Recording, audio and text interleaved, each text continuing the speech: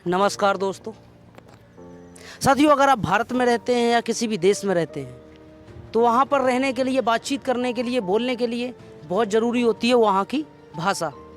भाषा बहुत महत्वपूर्ण होती है किसी भी देश में निवास करने के लिए। तो आइए आज हम ऐसी ही दो भाषाएं, अपने प्यारे से भारत देश की दो भाषाओं के बारे में बात करने वाले हैं। इस देश की दो भाषाएं ऐसी हैं जिनके बारे में आज भी लोगों के बीच में जंग छिड़ी हुई है। कुछ वो दो भाषाएं हैं, एक है अंग्रेजी, दूसरा है हिंदी। अब कुछ लोगों का मानना है कि अंग्रेजी जो है आपको आनी बहुत ज़रूरी है। अगर आपको अंग्रेजी नहीं आती तो इसका मतलब है आप लोग पढ़े लिखे नहीं हैं, आप आगे नहीं बढ़ सकते, कुछ कर नहीं सकते।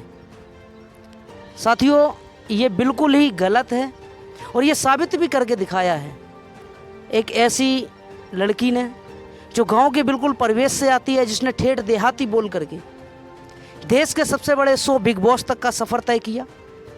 हम बात कर रहे हैं उत्तर प्रदेश के औरैया ज़िले के, कानपुर से लगा हुआ जो ज़िला है औरैया, उसके गांव अरियारी की वहाँ की रहने वाली शिवानी कुमारी, जो कि इस समय बिग बॉस का हिस्सा है।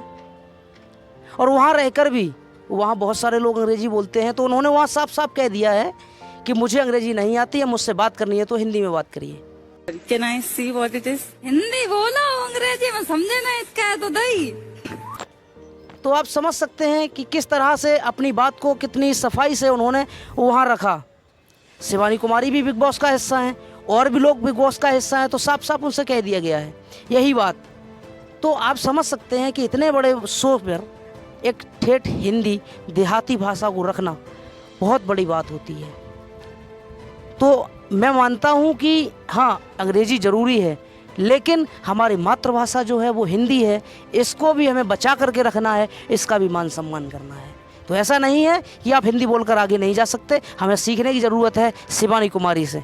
और शिवानी कुमारी बिग बॉस का हिस्सा है, हमारे देहाती परिवेश से आती हैं, इसलिए हम सभी की जिम्मेदारी बनती है कि हम उनका पूरा सहयोग करें, सपोर्ट करें। नमस्कार।